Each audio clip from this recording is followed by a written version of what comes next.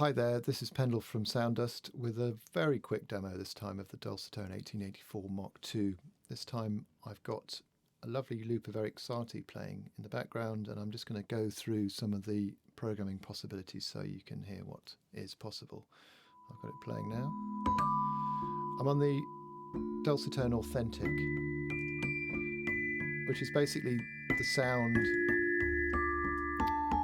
of the dulcitone. It's the original multi-sample Mark I dulcitone, which many of you already got. This is what it sounds like. And it helps me demonstrate the new possibilities. What we've got on top of this is some more octaves for starters. So I can add in octave number 2 here, which is an octave higher. Octave number 3 is another octave higher from that. And you guessed it, octave 4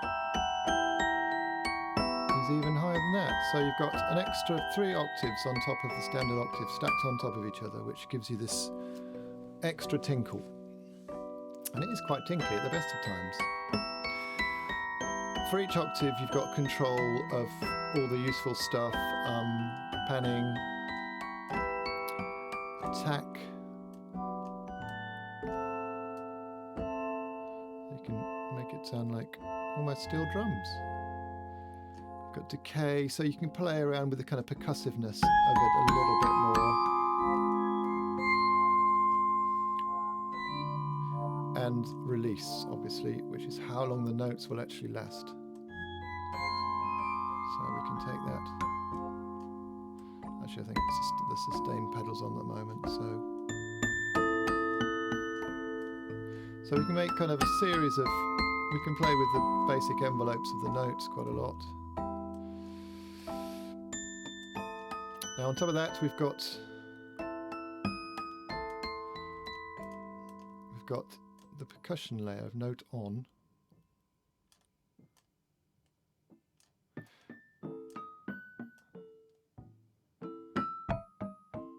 and note off. So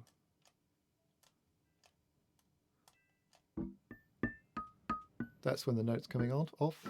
That's the note going on. So you can add in a kind of thumping. Won't make a lot of sense. And you can also pitch or add octaves to that as well. So you can have different octaves of the on and off, note on and off. Just another way of adding more variation. You've also got the release control there and the pan as well. So let's go back to, we'll take that off. I'll take the note off down a bit. Let's make it quite tinkly. Now over to the right hand side we've got various effects. These 3 buttons here. The top one is reverb. Now these are convolution reverbs specially made for this program, for the dulcitone. And we've got some springs, which I took from Space Echo and the Vermona Retroverb. The Glyndebourne section is actually recorded on the stage at Glyndebourne Opera House. So you can imagine yourself there.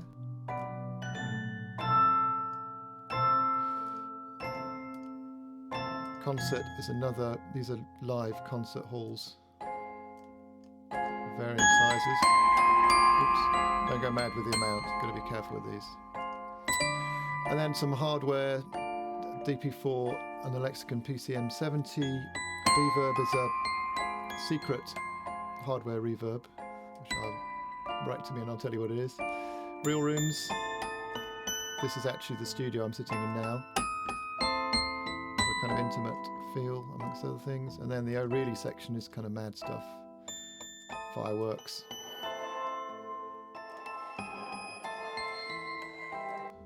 Old radios. Vinyl. Things like that. Clariphonic is actually from a Koch Audio clariphonic unit. It's kind of subtle, but it does, on full, it does add a certain clarity. It's got to be said. Anyway, let's go back here. So that's your reverbs. Next section is convolution speaker cabinet, so you can actually put the dulcitone through a guitar cabinet of varying forms, which adds another element which you wouldn't have thought of. Nice in combination with the reverbs.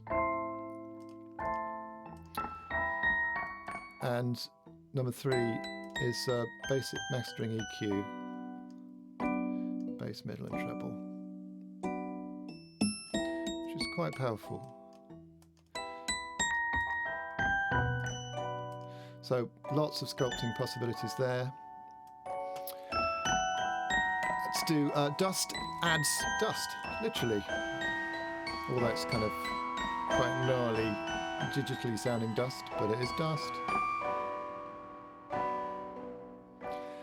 Rotor is a Leslie effect, with the speed is already hardwired to your modulation rail, so if I can speed it up and slow it down.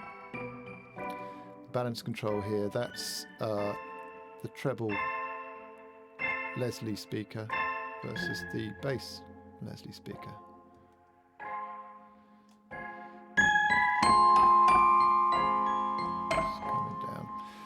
And then we've got the Drink Me, which is a very quick EQ basically. It's a morphing 4-band, 3-band EQ, which allows you to kind of find a sweet spot.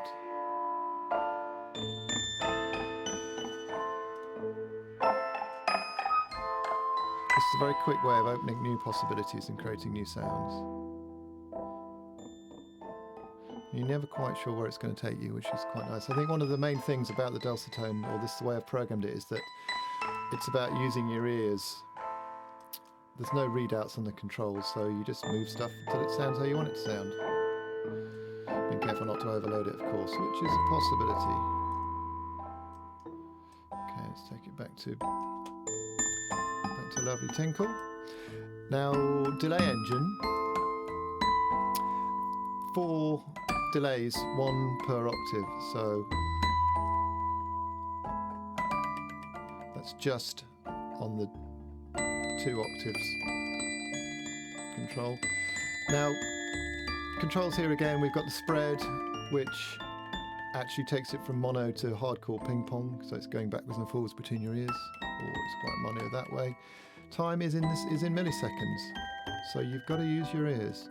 There are presets which I'll set to BPM, which I can show you later if there's time, but you can set that at will. This way it's slower. It'll glitch a bit if you move it, but right it's slower, left is faster, and you can do some quite interesting things.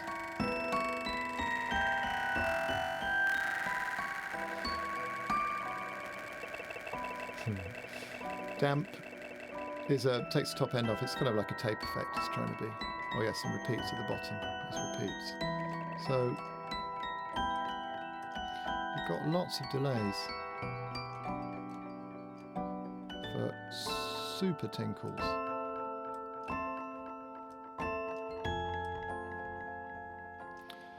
Over here we've got MIDI jitter. Now this basically adds slight random timing variations to notes that are played, so it'll kind of humanize or randomize ever so slightly what you're playing, just for an extra human element. Let's calm this down a bit.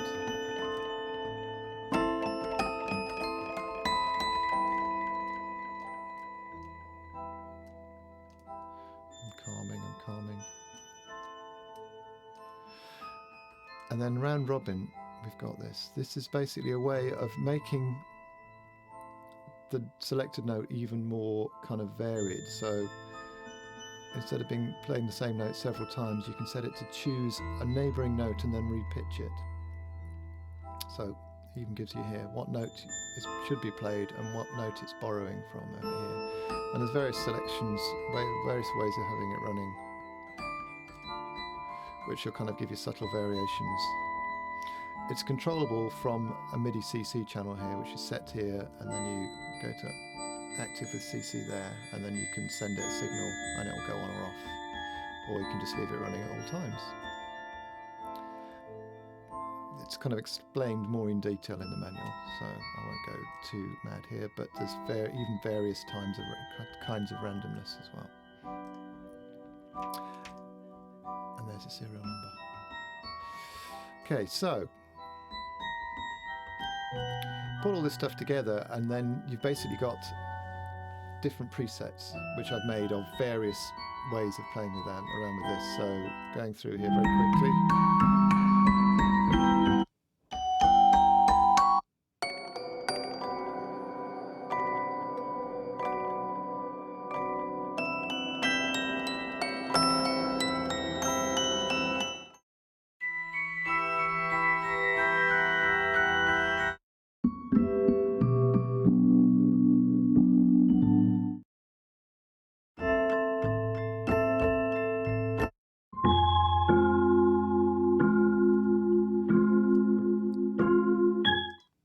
I won't.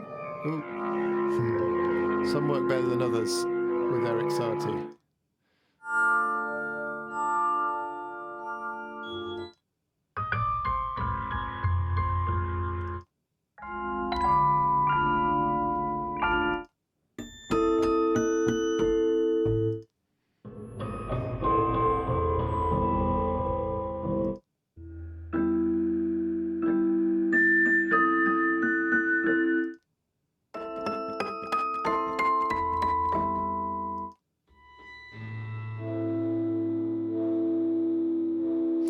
And of course, these are starting points, so you can still change them yourself. And take them to new places, so you can make variations of the variations.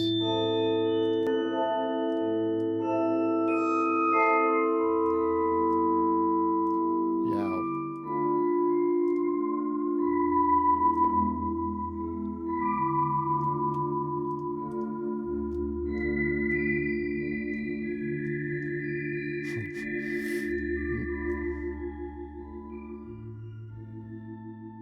So lots of possibilities, and that's the whole point in a way. I mean, basically it is one instrument and there's only so much you can do with it, but you can do an awful lot with it, and it generally will sound lovely. I'll leave it at that for now. There is another much longer video with me rambling on for much longer, but this was just attempting to be a very quick walkthrough, which might not have been that quick after all. Thanks very much. I'll leave it with you.